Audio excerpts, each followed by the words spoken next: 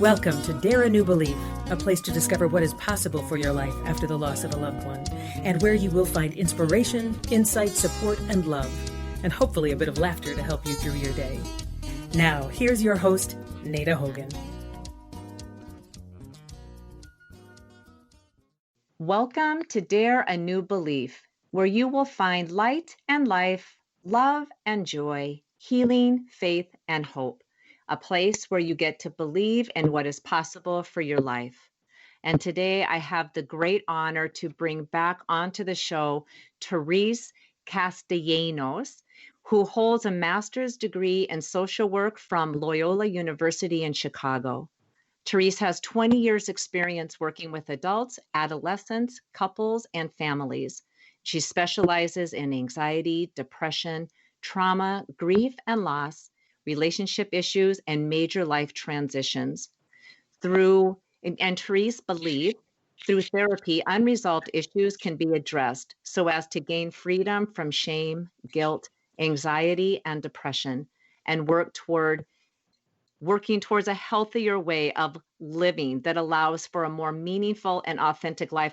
And I can tell you exactly why I'm tripping over my words, because I just am on the verge of crying, and everything that you are, Terese, has led you up to this moment. I mean, I'm just so taken aback by this. So Terese, welcome, and thank you so much for being here with us. You are a powerful woman. You also have a private practice in Chicago, and you work with addictions and incident response consultant and a mental health consultant. You also are a certified Reiki practitioner. Yes. So thank you for being here. That's Thank you probably for having me back. Oh my goodness. Yeah. So Terese, when we left off, I mean, it's like I'm holding back a wall of tears here.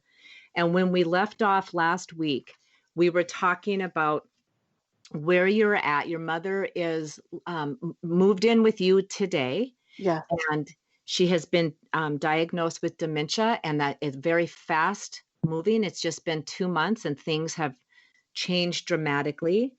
There is a lot of forgiving that needs to take place. And for the listeners, you have to go back and listen to part 1 because there's so much information. So where we left off is you were talking about, you had told your mother that you had forgiven her. And that she had said to you, that I don't remember now your exact words, but it was hard. I'm sorry, my doc is being feisty here. It's so funny how real life shows up in real life, Oh my goodness. I apologize. That's okay. Let me try to. Okay. So we left off you at the part where now you're having to forgive yourself. So can you share that with us, how that is all, how that's unfolding for you? Sure. So, it's, although I had mentioned that, I had forgiven my mom, forgiveness, it's a process. And so it started, little by little when things would come up. It kind of happens in moments and events. When I had my child, although I did say that, I said to my mom, like, I'm a mom, I can never imagine parting with my children. When I had my second child, I had a girl. My first child was a boy. Something about having a daughter reminded me of me. But my mom, she took care of my children when I went to work, and my mom would travel a great distance to come and do that. She would take a bus and 2 trains to come and watch my kids. And she watched my son. She was happy to do that. I was her first daughter who had a child, and my mom used to say that having um, having a daughter have a child was a different experience, and she she took care of them, and so I never had to worry about them when I was at work. And as a mom, I think any mom can understand that, the peace of heart that I had. Yeah. When I talk about moments of healing, Nada, there were moments where I saw my mom rocking my daughter. And again, my daughter is a split image of me, and she says so. Everyone says so. Everyone except my daughter, who's now 17. She doesn't see it. I get it. Right. But as a baby, I'd come home from work and I'd see her rocking my daughter. And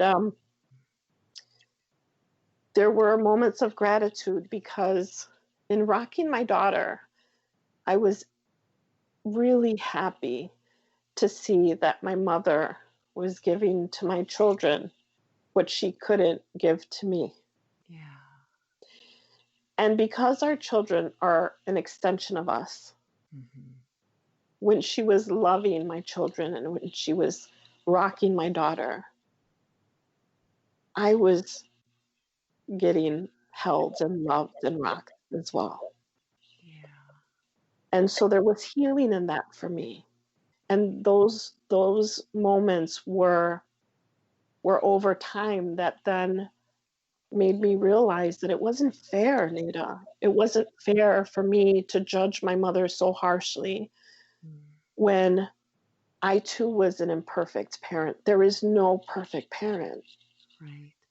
And it wasn't fair to attempt to imagine what it was like for my mom to, number one, lose a baby in her arms, and then her second child have to, place her with her mom.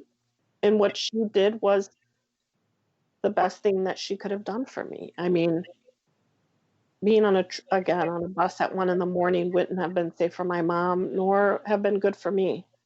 Right. And she placed me with my grandmother. Who better? Someone who absolutely adored me and raised me as her own.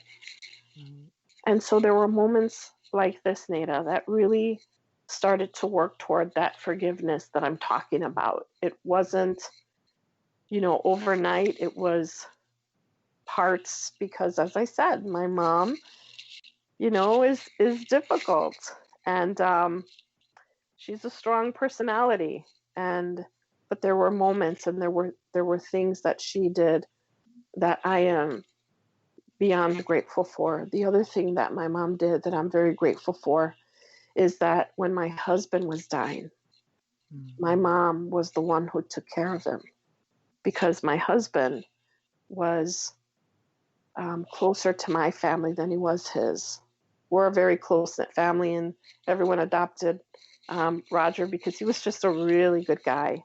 And so he was a big brother to my younger brother and sister, who are a lot younger than me. And he was an additional son to my mom, and he was a brother to my brother who passed away in the fire. And it was extremely heartbreaking when my brother, who had this tremendous memory loss, would come to visit me, and he'd say, "Hey, where's my brother Roger?" And I'd say, "Remember, Rick, he passed away." And it was as if he lost him all over again. And so at some point, I would just say, "He's working. Oh, he works so much," because I couldn't bear seeing the pain, and also the pain of me having to say that he wasn't here anymore. Right. So I have a lot to be grateful. My mom made him his meals when I was at work, and she, cooked his favorite foods, and she cared for him. And I am forever grateful for that. Yeah. And those beautiful memories. I mean, it's just, there's so much love. You can hear the love in your voice when you're sharing that story, and all of the healing that got to take place back years ago and moving up to this moment, that all of it, I just believe, I just believe that God's hands are in all of it. And sometimes we can't see it. Sometimes we don't see it till we're looking back. But I find it just so beautiful that your mom took care of your husband. And that's the, I mean, my gosh, what you have gone through, Terese, is just amazing to me. Because if we can, talk about Roger a little bit, because he was your husband who had cancer and passed away from that. I believe it's 10, is it 10 years ago? 10 years ago, yes. 10 years ago that he had passed away. So that was, I mean, you have suffered losses. I don't know what that was like to be with your husband, to hear that you have a diagnosis of cancer. And how did you navigate that?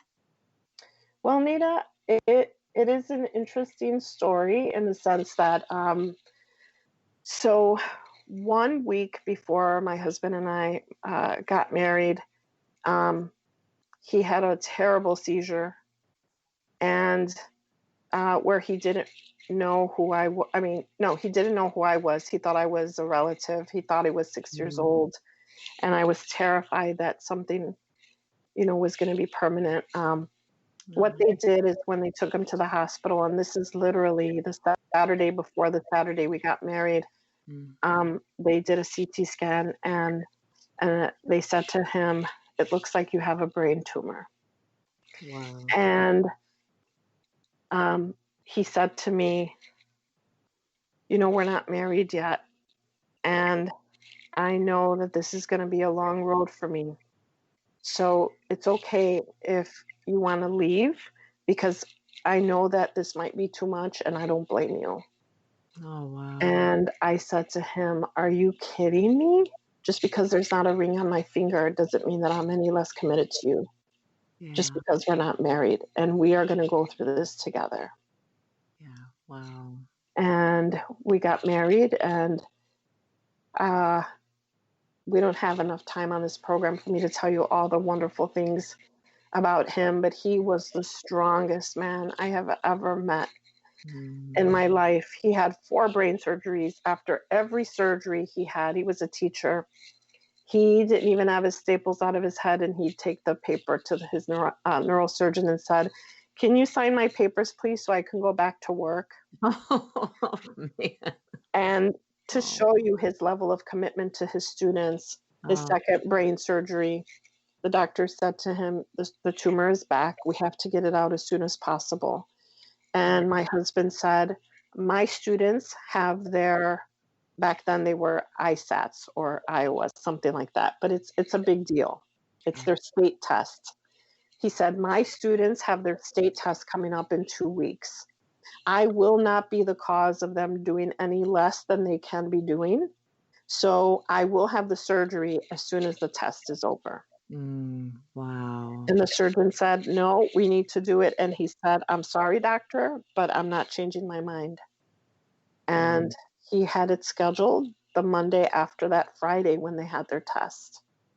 Wow. That is who he was. Yeah. He taught until a month before he passed away. Oh, my goodness. Yes, he was a wonderful man. Yeah. And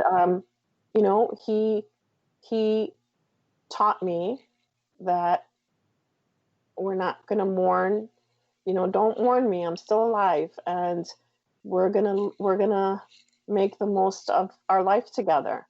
And so he used to say, "Until they tell me that the tumor's back, I don't have a tumor."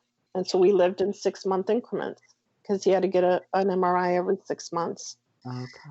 And that helped me, because 3 years after he passed away, I was diagnosed with cancer, and so breast cancer. And so I used that same philosophy to get me through, and I